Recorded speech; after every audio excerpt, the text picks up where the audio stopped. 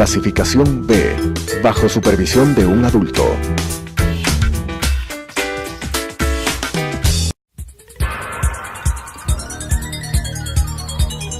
Las opiniones vertidas en este espacio por la producción y dirección del programa son de exclusiva responsabilidad de sus autores y de quienes intervienen en ellos.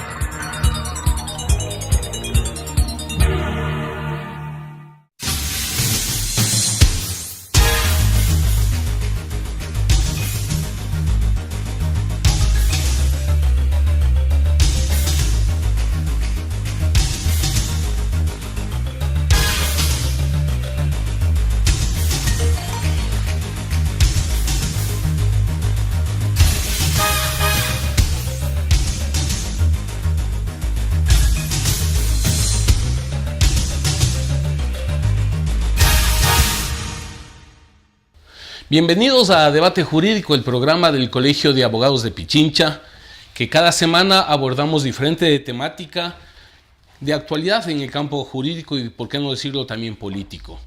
Por eso hemos considerado esta semana tratar el tema respecto a la Corte Constitucional. Y por supuesto, no podía faltar quien realmente tiene un conocimiento de este tema. Por eso nosotros queremos agradecerle al doctor Rafael Ollarte, constitucionalista y catedrático universitario, por haber aceptado esta invitación. Gracias, Rafael. ¿Y por qué hemos empezado esta semana? Porque hay dos temas que inclusive han creado movilización social, entre comillas, por dos resoluciones de la Corte Constitucional que ha puesto en la mira de la ciudadanía un tema muy polémico, como es la sentencia sobre los derechos sexuales y reproductivos de niñas y adolescentes. ¿Tu opinión, Rafael? Buenas noches, don Ángel. Un placer estar con usted y con todos los amigos del Colegio de Abogados y de Telesucesos. Mire, la Corte Constitucional, que debería ser un órgano importante, no digo que no lo es formalmente, pero lo que ha venido haciendo las últimas semanas, en medio de una evaluación, sacando de la gaveta ciertos casos que uno estima tienen que ser materia de un análisis detenido, porque eso es lo que se espera, y no que sea el oportunismo, es decir, un poco para salvarse. Exactamente, el viento político que nos lleva a resolver cosas que cuando a quien tú respondías respecto de tu nombramiento ya no está. Porque antes no te hubieses atrevido a hacerlo. Un poco camaleones. Sí, lamentablemente. Las cortes y tribunales constitucionales tienen una función muy importante, que es juzgar la política. Juzgamos la política desde el punto de vista del derecho. Porque políticamente cualquier decisión es posible. Y por eso tú haces una constitución que te da un marco en el que yo te digo lo que no puedes hacer y también te ordeno lo que debes hacer. Entonces, para ti puede ser una muy buena solución, por ejemplo, para reprimir a la delincuencia la pena de muerte. Pero tienes una constitución que te dice que está prohibida. Hasta ahí nomás ha llegado la política. Y por más de que esa medida legislativa pudiese tener, como tantas otras, un gran respaldo popular, es la Constitución la que es el límite del ejercicio del poder. Pero la Constitución también ha sido interpretada al interés del gobierno de turno. A ver, cierto es que las constituciones, como son y deben ser textos laxos, pueden permitir más de alguna interpretación. Y tú en el Ecuador, a partir de la Constitución 2008, has copiado el sistema europeo, porque lo has copiado, en el sentido de que tienes un intérprete de la Constitución. Cuando hablamos del intérprete único, auténtico, no nos referimos de que los abogados no interpretamos la Constitución o que los jueces no lo hacen o que el legislador no lo hace. No decimos eso. Lo que decimos es que tú tienes la palabra final en la Corte Constitucional. Y el sentido y alcance que la Corte Constitucional da a las disposiciones de la Constitución, ese es nuestro punto de llegada. Es decir, yo puedo creer que tal disposición de la Constitución tiene tal sentido y tal alcance, pero si la Corte Constitucional me dice otra cosa, pues bueno, eso es lo que yo debería obedecer. ¿Y qué ha pasado en este caso concreto de la sentencia sobre los derechos sexuales y reproductivos? Que vemos que unos están a favor, otros en contra, vemos inclusive movilizaciones desde la iglesia, etcétera. A ver, una cosa es que la Constitución consagre los derechos sexuales y reproductivos, y otra cosa es que los niños, los menores de edad, decidan ellos por sí cuál es su futuro en esa materia. Porque claro, tú en la familia vas formando a los niños. Por eso es que la familia es tan importante, ¿ya? Ahora, tú no les das entonces a los niños la libertad de muchas cosas. Claro que los niños son titulares de derechos, pero una cosa es la capacidad de goce y otra cosa es la capacidad de ejercicio, ¿cierto?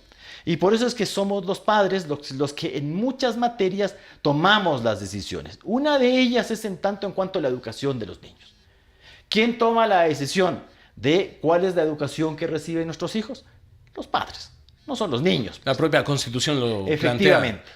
Y claro, esta sentencia, yo le diría mal redactada, tan mal redactada que la Corte Constitucional ha tenido que salir al paso con un boletín a decir que no ha dicho lo que ha dicho. Claro, pues, a ver, cuando tú dictas una sentencia puede ser polémica. Hay temas polémicos. Este es un tema polémico. Si mañana vamos a hablar del matrimonio homosexual, es otro tema polémico. Si vamos a hablar del aborto, es otro tema polémico. Pues no será por lo apresurado de que ahora la Corte Constitucional está moviéndose. Efectivamente. O la última sentencia respecto de enmiendas. Otra sentencia apresurada que nos genera más de alguna discusión y algún problema. Pero para terminar el primer tema, todavía me queda la inquietud. La educación sexual, digamos, en los centros educativos, ¿en qué edad debe darse? A ver, los centros educativos ¿tienen que impartir educación sexual? Sí. ¿Ya? Es decir, los niños deben ser educados en esa materia. Pero, evidentemente, tú como padre de familia escoges la institución educativa en donde les van a enseñar esas cosas. Por ejemplo, si tú tienes a tus hijos en un colegio católico... Más difícil. ¿Ya? No es que sea más difícil, sino que les van a dar bajo la visión católica. Por supuesto. ¿Ya? No la que se le dé la gana a otro. Porque veas, en esta cuestión nos vamos a poner, perdónenme, maximalistas. Y porque yo digo que así deben ser las cosas y que los niños deben conocer lo que ahora llaman ideología de género, porque yo estoy diciendo y yo estoy imponiéndolo, bueno, ahí estamos en un problema. Porque usted no pretende educar a nadie, usted pretende imponer sus ideas al resto, así nomás. Y mientras los niños no sean mayores de edad, los que decidimos eso somos los adultos. Puede parecer una visión conservadora, pero es lo que consagra la Constitución del Ecuador. ¿No le gusta? Cámbiela. Listo. Sobre el tema de las enmiendas de la Constitución, que es otra de las resoluciones, entre esas la comunicación como un servicio que inclusive se planteaba como una bandera del correísmo. ¿Cuál es tu opinión sobre estas? Igual, desesperada cambio de opinión de las enmiendas, porque si no estoy mal, eran los mismos jueces que aprobaron. A ver, esto tiene una historia más o menos confusa. Bueno, nosotros somos abogados, entiendo que nos confundiremos un poco menos, lo cual no quiere decir que esto no sea materia de discusión y de ciertas cuestiones que nos pueden ocurrir.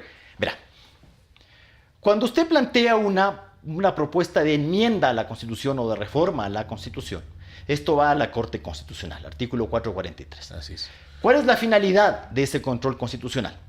Que usted no se salte el procedimiento. ¿Por qué? Porque usted tiene una Constitución que tiene dos sistemas de reforma constitucional. El uno, el de la enmienda del 441, y el otro, el de la reforma parcial del 442. Ambos son mecanismos de reforma a la Constitución. Ahora, ¿cuál es la diferencia? La diferencia es a partir de las restricciones. Usted no puede enviar por vía de la enmienda una modificación constitucional que implique alterar la estructura fundamental de la Constitución, los elementos constitutivos del Estado, disminuir derechos y alterar las reglas de reforma constitucional. Es decir, 4 restricciones para la enmienda. De esas 4, 2 también lo son para la reforma parcial. Disminuir derechos y alterar las normas relacionadas con la reforma constitucional. Todo lo demás, dice el artículo 100 de nuestra Ley de Garantías, tiene que ir por la vía de la Asamblea Constituyente y el cambio de Constitución. ¿Cómo hago para que las autoridades que inician o que tienen la potestad de iniciar un proyecto de reforma a la Constitución no se salten el trámite? Es que usted diga, a ver, esto debería ir por la reforma parcial, pero la reforma parcial es más compleja porque requiere aprobación legislativa y luego un referendo ratificatorio, es decir, Hoy recuerdo de que inclusive se planteaba de que cuando se aprobaron las reformas no se cumplieron los requisitos. Claro. Y en cambio, la enmienda tiene vías alternativas. Si la enmienda es propuesta por el presidente de la República o por los ciudadanos, tiene que ir necesariamente por la vía de la consulta popular. Es decir, nosotros los ciudadanos y el presidente de la República no pueden presentar proyectos de enmienda a la Asamblea. Pero en cambio, si son los asambleístas, una tercera parte de los asambleístas, los que plantean una enmienda constitucional, necesariamente tiene que tramitarse por vía parlamentaria. Es decir, no es que una tercera parte de los asambleístas pueden ir al Consejo Electoral y decir, convoquemos a consulta popular. Esa es la diferencia que ha hecho nuestro constituyente. Nos puede agradar o desagradar, pero esa es la diferencia. Entonces, como Rafael Correa, que fue el ideólogo de esta enmienda constitucional, sabía que una consulta popular la podía perder, entonces no presenta él el proyecto de enmienda, sino que le dice a sus amigos, a sus súbditos o su corral, le dice, presenten ustedes el proyecto de enmienda. Y usted le ve a doña Gabriela Rivadeneira, a don Virgilio Hernández, etc., caminando hacia la Corte, presentando formalmente ellos el proyecto. Entonces van a la Corte y le presentan. Y la Corte tiene que emitir el dictamen. ¿Qué dictamen? El primer dictamen es un dictamen no de contenido, sino de procedimiento, de vía. ¿Proceden estas propuestas que usted me está haciendo para modificar la Constitución a través del sistema de enmiendas, sí o no? O si en cambio deberían ir a reforma parcial o a asamblea constituyente. Y le presentan, de lo que recuerdo, 13 cuestiones. Una de las cuales la Corte dice, esta no puede ir por la vía de la enmienda, que era restringir la acción de protección. Entonces la Corte dice, como estamos restringiendo la acción de protección, eso tiene que ir por la asamblea constituyente, excluida la vía de la enmienda, no puede seguir el trámite. Las restantes, en cambio, sí pueden ir por la vía de la enmienda. Se aprobaron. Claro, tramítelas. Ojo, solo le dice tramite. ¿Ya? Esto es lo que yo he aprobado, ¿ya? Tramite. Vaya. ¿Ya? Ahora, le dice a la Asamblea, todo acto administrativo, todo acto legislativo que usted expida en el ejercicio del poder de reforma de la Constitución, me lo comunica. Entonces, la Asamblea, bien mandada, va y le comunica. Hemos aprobado esto, hemos tenido esto otro. Y la Corte, en el año 2015, luego de que se aprueban las enmiendas, emite este auto de verificación, que nos llamó la atención. ¿Qué hace en el auto de verificación? Lo que usted debería hacer en el control posterior, es decir, previa demanda de inconstitucionalidad.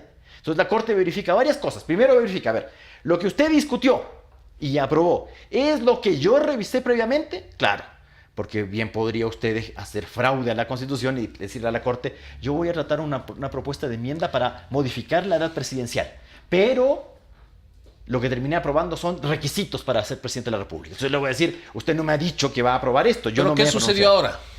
¿Qué hace la Corte? Además, en este caso, dice, está bien, lo que usted aprobó es lo que usted me preguntó que si podía aprobar por la vía de la enmienda. Pero hace una segunda cosa en este dictamen 2015.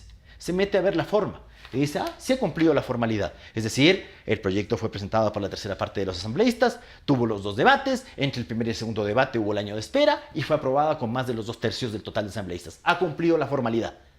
Y claro, muchos dijimos, bueno, entonces ¿para qué tenemos control posterior? Es decir, ¿para qué sirven entonces las demandas de inconstitucionalidad si usted me está diciendo que en la forma el proyecto de enmienda estaba bien?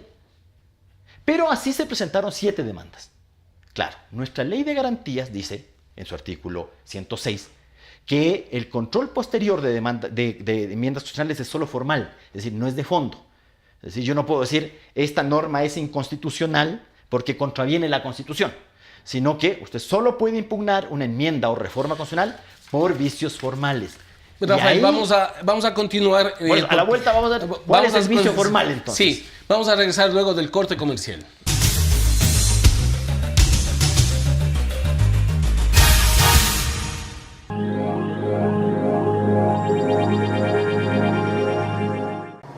Adriana, cancélame todas las reuniones. No voy a ir a la oficina. Estoy con una jaqueca que no aguanto. ¡El jefe no viene!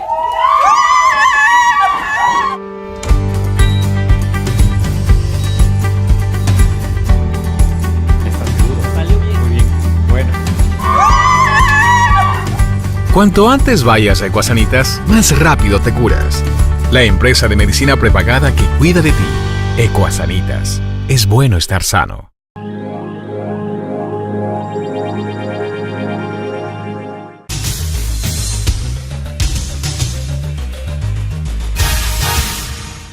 Continuamos con debate jurídico, el tema de la Corte Constitucional, con nuestro invitado, el doctor Rafael Ollarte. Ahora sí, entonces, Rafael, ¿cuál es el vicio formal? A ver, tú tomas la Constitución y te dice, el procedimiento para la enmienda es, una tercera parte de asambleístas presentan el proyecto. Tienen que haber 2 debates. Entre el primer y segundo debate, 1 año de espera. Y el segundo debate, el proyecto debe ser aprobado con las 2/3 partes. Estas son las únicas formalidades. Claro, tú dices, a ver, pero ¿y cómo es el trámite? Entonces tú te vas a la ley de la función legislativa y el artículo 73 solo te dice una cosa.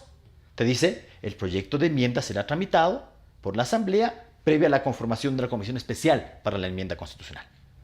No dice nada más, no te dice cómo se realizan los informes de comisión, si hay informe de comisión, cómo se toma la Listo, votación. y se aprobó. Nada te dice. Entonces, tú tienes ahí unas normas análogas que tú dices.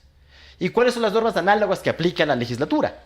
Las de formación de la ley. Entonces, así se elaboró el informe para el primer debate, así se discutió en primer debate, así se realizaron las observaciones en primer debate, así volvió el texto a la comisión con las observaciones de los asambleístas, así se hizo el informe para segundo debate, así se le envió al presidente de la asamblea, el presidente de la asamblea pone en el orden del día, se hace la segunda discusión y se toma votación. Rafael, eso excelente tu explicación. El tema que nos preocupa a nosotros es... Ahí viene el vicio formal. Ya, entonces, ¿y qué sucede con este accionar de la Corte ahora? Espera. Porque a mí sí me preocupa y quiero saber tu opinión. ¿Cómo calificarías a esta Corte Constitucional? Es gravísima esta cuestión.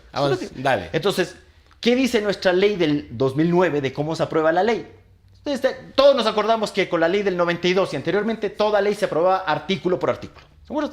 Entonces, ley corta o ley larga, artículo por artículo. El secretario leía el artículo y los legisladores alzaban la mano y decían, ahí falta una coma, esto hay una contradicción, hay que agregar un inciso. Eso, así hacíamos los debates. Con la ley del 2009, usted puede aprobar artículo, por capítulos, secciones, libros o el texto íntegro de propuesta. Y usted sabe que así se ha aprobado todo. Así se aprobó el Código Integral Penal, el Código Territorial, todo se ha aprobado así. Entonces, ¿qué hacen los legisladores? Hacen lo mismo. Mocionan aprobar en paquete, en bloque, las enmiendas. Y la Corte dice ahora que eso ha sido inconstitucional. Y ha sido inconstitucional porque eso impide el debate democrático. O sea, 9 años después de estar vigente la ley de la función legislativa, se da cuenta. Pero no, dice, entonces la Corte para asegurarse, ¿qué te dice en este encantador fallo? ¿Para asegurarse qué? ¿El puesto? No, para asegurarse de que uno no pueda atacar leyes por haber sido aprobadas en bloque. Dice, es que en el caso de la enmienda vamos a tomar como norma análoga el artículo 105 de la Ley de Garantías, que se refiere a las consultas populares, Diosito santo, de las consultas. Es decir, que usted no puede hacer más de una pregunta por cuestión. Porque recién se dan cuenta. Claro, porque usted, por ejemplo, tú no puedes hacer una consulta popular que digas, aprueba todo esto. ¿A qué se debe este accionar actual de la Corte Constitucional? A mi juicio, veleta. Es decir, esto no se lo hubiesen dicho a Rafael Correa jamás, porque bien se lo pudieron haber dicho. O sea, si se te ocurre que las enmiendas no se pueden aprobar en bloque, se lo hubieses dicho al que propuso, pues, al que finalmente Entonces propuso. ahora intentan lavarse su imagen. Sí, y mal. Porque cuando venía al canal conversé con Juan Ruiz y le hice una pregunta. ¿Cuál pregunta? Le digo, la Constitución del 2008 en el texto original indica que la edad presidencial es 35 años. Con la enmienda del 2015 bajó a 30. La Corte Constitucional lo único que dice es, deja sin efecto las enmiendas de 2015 por inconstitucionales por la forma. La pregunta es, ¿cuál es la edad presidencial? Claro, ¿cuál está vigente? Porque no le está dando efecto retroactivo al fallo. No me está diciendo que... porque podía hacerlo. O sea, lo mejor de todo es que tú tienes una Corte Constitucional con un poder tal, lo que no podía hacer el ex Tribunal Constitucional, de volver a dar vigencia a las normas que fueron objeto de una derogatoria. Y resulta que no lo hace y te deja el hueco, te deja vacío. Hablando de que nadie puede conocer lo que hace la Corte Constitucional, de ser evaluada y destituida por el Consejo de Participación Transitorio, quienes vayan, la nueva Corte Constitucional Transitoria o definitiva, ¿puede revisar los fallos de la anterior Corte Constitucional?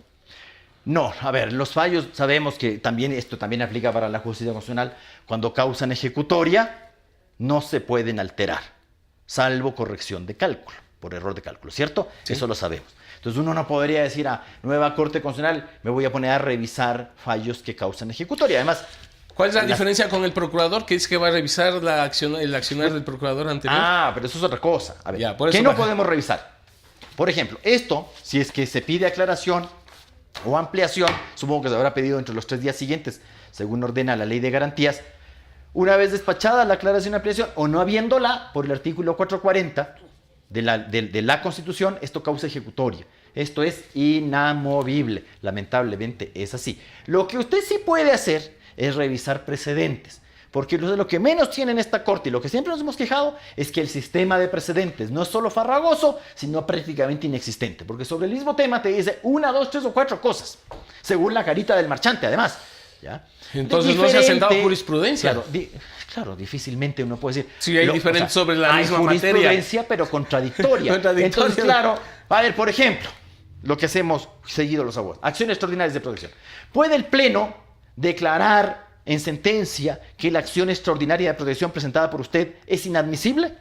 ¿O solamente puede declararla improcedente, es decir, pronunciarse sobre el fondo? ¿Sabe lo que dice la Corte? Que no, porque ha precluido. Y en otros casos dice que sí, porque no puede dejar pasar un vicio formal en la presentación de la demanda. Y te dice lo uno y lo otro. Lo uno y Cuando lo otro. lo dice, Rafael, porque también hay un caso. Hay cantidad o cientos de causas que no han sido tratadas. Eso es otra cuestión gravísima. Y solo han tratado aquellas que al poder le interesaban. Claro, mira, un tribunal que es imparcial no prefiere a unos justiciables respecto de otros. Y otros se quedan años, se Exactamente. quedaron años. Porque tu caso es tan importante como el mío para mí. Para mí, mi caso es el más importante del mundo, me refiero como justiciable, y como al otro justiciable también le interesa que le resuelvan su causa. Ahora, ¿cuál es la razón por la que mi caso 2018 se va a resolver ahora y tu caso 2009 sigue ahí? ¿No hay plazos para las causas? Se eliminó en el reglamento del Tribunal Constitucional, era obligatorio seguir orden cronológico, salvo las circunstancias que te permiten saltarte el orden cronológico. Por ejemplo, si tú tienes en cola a una persona de 85 años, perdona que ponga el ejemplo, anda resolviéndole nomás, porque si tú la dejas en cola 5 años, lo más probable es que esta persona no va a recibir la sentencia, cosa que además ha pasado. En esta corte ha pasado. Pero si tu preferencia, en cambio, es el que pide Rafael Correa, o un amigo de Rafael Correa, o el tema tiene interés político y por eso lo resuelvo más rápido. Tú a veces ves cosas que se han resuelto en 2 o 3 meses. Tú lees la demanda, porque más como todo eso se sube en el sistema de corte, tú lees la demanda y dices, ¿cuál es la razón por la cual este caso, que es 2018, se ha resuelto ahora y con tanta celeridad? Tiene que haber alguna razón, explicada por el demandante además, porque el juez no adivina. Rafael, frente a esta situación, el Consejo de Participación Ciudadana Transitorio debe cesarle a esta Corte Constitucional. Diga, no, pero ya, eso. Causas, Vea, causales para la cesación. Dale. No resolver en orden cronológico violando el principio de igualdad. Primera cosa, ya con eso me basta y me sobra. Segundo, la rémora. ¿Cómo es posible que tienes una corte? Verá, el Tribunal Constitucional tenía tradicionalmente 9 asesores más 1 en presidencia. Es decir, 10 en total, 10 asesores. Con eso te arreglabas. Resulta que ahora hay despachos en los cuales tienes 9 o 10 gentes haciendo ¿qué tú dices? Y tienes un nivel de despacho de causas que es ínfimo. No, la burocracia de la Corte Constitucional ha crecido... ¿Tú entiendes entonces? 10 veces. Es que necesito más funcionarios, más expertos constitucionales, más asesores constitucionales, más profesionales constitucionales, más el nombre que le pongas, porque además te ponen 10,000 nombres, ¿no? Ya. Entonces, tú entiendes que eso es para que haya una producción. Además tienes una Secretaría Técnica Jurisdiccional con casi 30 asesores solo de Secretaría Técnica Jurisdiccional, cuando eso se ha transformado en la congeladora de los proyectos de sentencia, porque te mandan un proyecto a la Secretaría Técnica, listo. Esos son 3 años, viejito. O sea, si es que, ahora, ¿cómo es posible que antes el Tribunal Constitucional, pero si yo ejerzo en esto? A ver, es que él fui asesor hasta el 2005, luego ejercí la profesión. Y claro, ¿cuándo se tardaba pues una acción de inconstitucionalidad?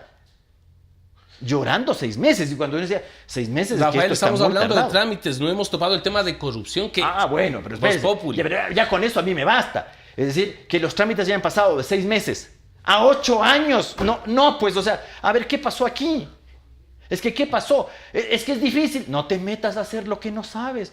Si yo me meto a hacer derecho nuclear, lo más probable es que no pueda y me demore 50, y ni haciendo en 50 años es de poder. Por eso no hago matemáticas. Es decir, los nuevos magistrados deben ser personas que conocen el tema. No necesariamente constitucionalistas, porque en la Corte usted resuelve diferentes temas. A usted le llegan temas laborales, con la acción extraordinaria. Y con las acciones de constitucionalidad, ¿tú qué juzgas?